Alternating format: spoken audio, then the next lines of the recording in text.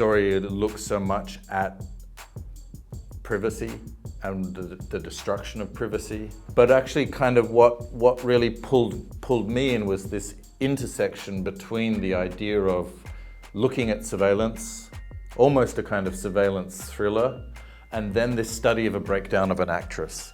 There were two things that felt quite personal to me in a way, like working as a theatre director, it's a professional danger, voyeurism.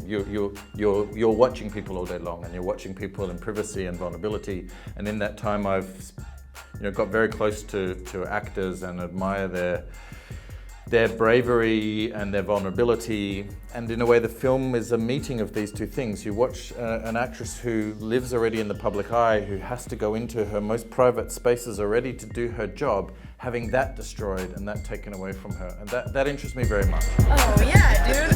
We did our press run together.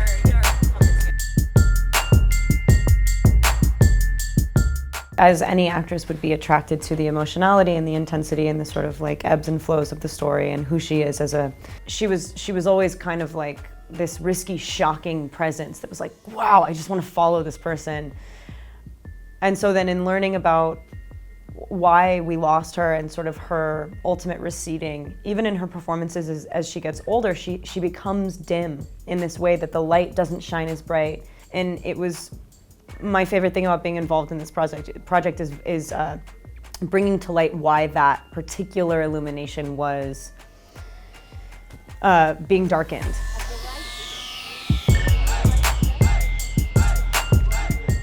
I think that contradiction's very interesting. It was interesting in Jean anyway. There's a lot you can read about Jean, but you also see it in her performances. But I find Jean very interesting in that she's already a kind of fictional character. I'm interested in these characters who exist on these borderlines, and Jean has this. She doesn't have an armor. She's following her gut, she's following her impulses, and that's where her strength comes from. She's a kind of explorer, but she's sort of feeling her way in the dark.